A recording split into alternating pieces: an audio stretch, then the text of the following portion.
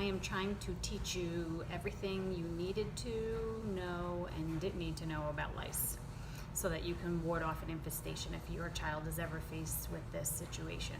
I'm coming to you from my West Hartford clinic today, and although we've shown you how to check your child's head for lice, and we will be doing more videos on that. Today I want to focus on nits, what they look like and what they don't look like, because many people don't know what they're looking for even once they do conduct their head checks. So that's the focus today. If you like what you see and you want more information, please click the subscribe button on the bottom right hand side. It's a little louse. And we can also sign you up to receive free lice alerts if there is a lice outbreak or super lice reported in your area. All you have to do is enter your email address and your zip code, and you can subscribe to that in the link in the notes below. Okay, so let's get started. One thing I suggest always using when you're doing your head check is a white paper towel, and you want to spray it with a little bit of water, and you're gonna wipe your nit comb on here. And let me show you what I'm back. So I have all my tools ready, and I'm going to link some products in the notes as well if you need to pick these tools up. But we're going to use a detangler on our hair. We are going to use a good nit comb like this one, and notice that the tines are really nice and tight, and you need a metal nit comb, not one of those plastic ones that come in the treatment boxes. Those really don't work. This is a rat tail comb, and this is going to be used for parting the hair when you're doing your visual check. And this is a detangling comb. Depending on how long and tangly your child's hair is, you may need to use this as well. I also have what's called a loop here, and this is to magnify what's on the paper towel. Nits and lice are so small, they can be minuscule and very hard to detect with the naked eye. So you really do need something to help you out, whether it's a magnifying glass or something like a loop. I also have my microscope so that I can show you some really big blown up images, but keep in mind, if you're looking with your naked eye or a loop, things are going to look a little bit differently. Okay, we are getting more into the process of the head check in other videos, so I'm going to keep this one to nits and what they look like and what they don't look like. Okay, so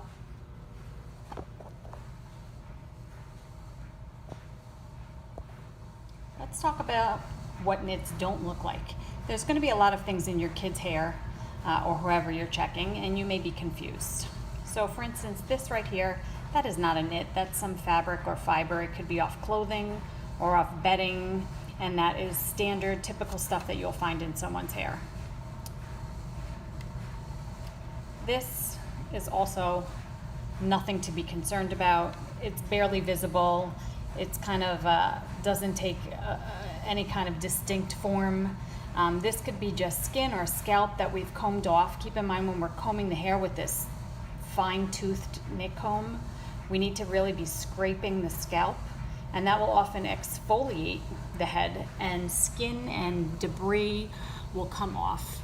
So this is also nothing that we're concerned about. This, however, and I know I'm going to be more excited about this than you are, this is an actual nit.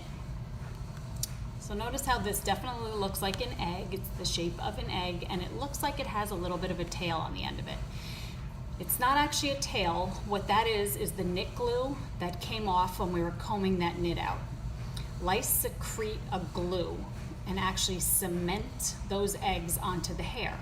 Or else if they didn't do that, every time you washed your hair or combed your hair, all the eggs would fall out. And then we wouldn't have these problems that we have, but we do, because lice are aware of this fact, and they just know how to keep their, the eggs from dying and falling right out of your head. So they secrete a glue, and they glue those eggs onto the hair shaft. That's what a knit looks like. This knit, it's a little bit old because we've had it for a little while, so it's very dark in appearance. They may be a little bit lighter, but they're really always going to have the same form. It's got this bubbly little cap on the end. This is called an operculum, and this means that this, if it was found in someone's hair today, this is a viable knit. We call it a viable knit, meaning that it will hatch. It doesn't look like there's any damage to this knit, and if it was left in the hair, it would hatch. It cannot hatch once we pull it out of the hair. Nits cannot hatch at room temperature. They won't do anything. They won't, you know, the operculum won't flip open. Nothing will happen. Once we pull the nit out of the hair, it's fine. And something else to remember is you can't catch lice from coming into contact with the eggs. So, you know, this is just good for you to know, only with the live bugs. This is another nit, and again, it's that same egg-shaped form, and it also has the little end of the glue that was pulled off with it. Now this nit is a little bit different. Notice that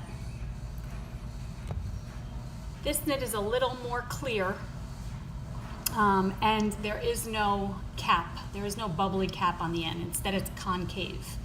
That could be because that cap hacked, it opened, and either the nymph, which is a baby louse, crawled out and into this person's hair, or it could be that that is actually dead. The nymph is actually dead in there. Lice will lay both fertilized and unfertilized eggs, so although some will hatch open, nothing will come out. Sometimes they will be born dead, but about 77% of the eggs will hatch that have been laid. And lice lay eggs twice a day, about 3 to 5 at a time, so they can lay up to 10 eggs a day in your hair. We'll get more into myths and facts and fiction in another video segment. This is another hatched nit. This is another hatched nit. Again, you can tell by that kind of concave end to the nit. This is another hatched nit to the left.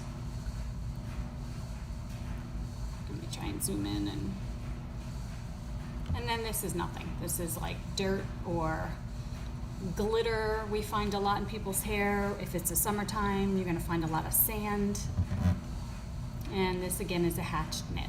So hatched nit, concave ending, much more clear body because it's either hatched out or is dead inside and has never fully grown in. And then let me go back to, this is a viable egg that if we had left in the client's hair, would hatch, or if you've left in your child's hair, would hatch. Again, once we pull it out of the hair, there's no chance it can hatch because it can't hatch at room temperature. Okay, and then one more image I wanted to show you is an actual nit on the hair. So I always tell my girls when I'm training, it's just as important to know what a nit on the hair looks like and feels like. So can you see that little nit right there, this little bump on the hair? If you were to slide your fingers down this hair shaft, it would not easily move. This is actually stuck, again, glued onto the hair shaft. You would either have to use a nit comb, such as this one, to pry that nit off of there, and then wipe it on your paper towel and look at it. Or in instances where I see a nit visually, upon my visual check, it's just as easy to pluck that hair out of the client's head or your child's head, and then you know, you want to inspect it a little bit closer. Now we'll look at this nit under the microscope.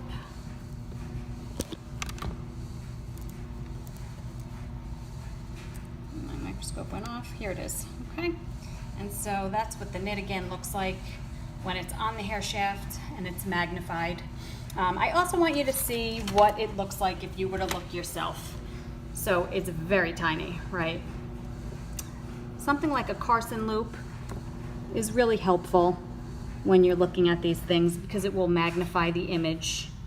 I'm not sure if you'll be able to see that, probably not, but it magnifies the image and it makes it a little bit bigger. Let me see if I can magnify these guys and show you a little bit.